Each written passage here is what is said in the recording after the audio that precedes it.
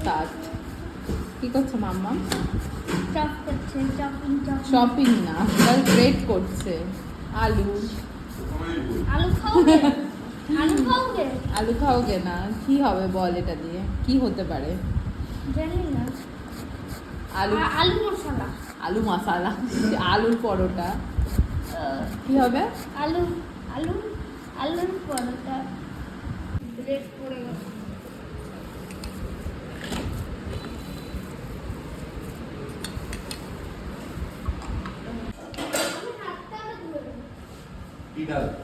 কি ডাল চাই বলো?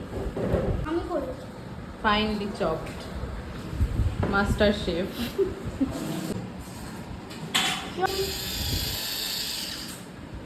और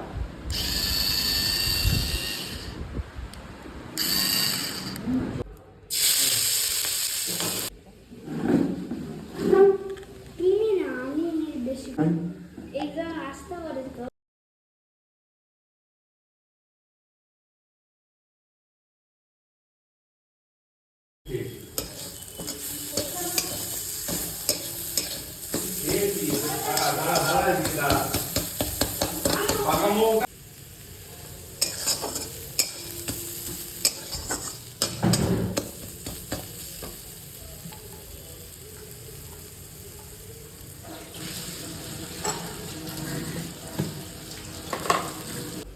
ছড়িয়ে দাও, চারিদিকে ছড়িয়ে দাও।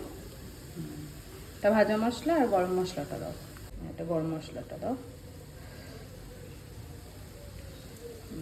ব্যাস। আচ্ছা, দেখতে টেম্পটিং, মানে এর যে কি টেস্ট, এই আলুটা মাখা, হা হা। আর একদম নামানোর সময়, এই যে এখন এরকম অবস্থা, একদম নামানোর সময় ধনে পাতা কুচিটা দেবো, বাস। ভাজা মশলা গরম মশলা সব দিয়ে দিয়েছি যাতে মিশে যায়। আর এটা দিয়ে হবে আলুর পরোটা রাত্রিরে, যার জন্য দুপুরবেলা এখন একটু রেডি করে রাখছি যাতে রাত্রিরে তাড়াতাড়ি করা যায়। এখন করে রাখছি, রাত্রিরেও তোমাদের সাথে রেসিপিটা শেয়ার করব।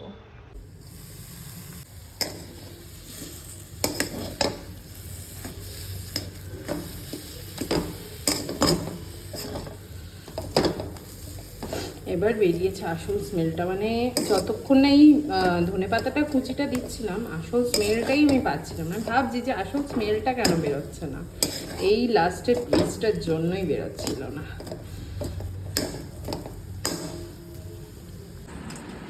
এই যে আটাটা মেখে নিয়েছি, আর এই যে দুপুরের করা পুর, এখন এটা স্টাফিংটা ভরবো। আমি কিন্তু হেল্প করেছি, হ্যাঁ হ্যাঁ হ্যাঁ, তুই তো হেল্প করেছিস। এইভাবে এরকমভাবে লেচি করে গর্ত করে নিতে হবে, না গর্ত করে নিতে হবে। তারপরে এর মধ্যে এই যে স্টাফিংটা দিয়ে, দাঁড়া, কিন্তু লাগছে তো আমার দিয়ে মোমো।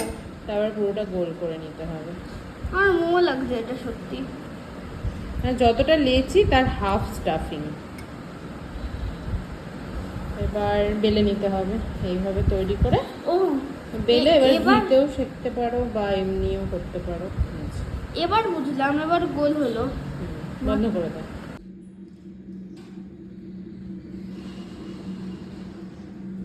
কেমন খাচ্ছিস পাপাই? হ্যালো কেমন? মাম্মা একটু